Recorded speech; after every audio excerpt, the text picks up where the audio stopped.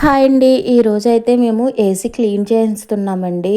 మేము కొన్న కాడి నుంచి అయితే నార్మల్‌గా నేను మెస్సులు తీసి క్లీన్ చేయడం తప్ప డీప్ క్లీన్ అయితే ఎప్పుడు చేయించలేదండి. ఏసీ అయితే కూలింగ్ అయితే అవ్వట్లేదని అయితే ఇప్పుడు వాటర్ క్లీన్ అయితే చేయించమని చెప్తేనైతే సమ్మర్ అంతా అయిపోతుంది. ఇప్పుడు చేయించారండి. ఈరోజు మార్నింగ్ అయితే వచ్చారు.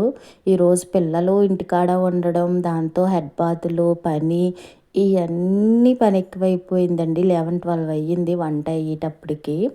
చూసారు కదా! ఇలాగైతే మా పిల్లని కూర్చోబెట్టాను. లేపోతే వాళ్ళ దగ్గరికి వెళ్ళిపోతుంది. ఆ డస్ట్ అంతా పడుతుంది.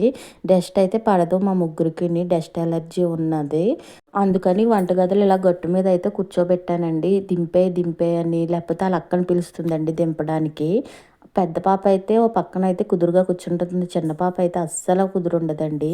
వాళ్ళు తెచ్చిన సామాన్లన్నీ లాగేయడం, పైకెక్కడం ఇవన్నీ చేస్తుంది. మీ పిల్లలు గూడా ఇంతేనా? కామెంట్ చేయండి.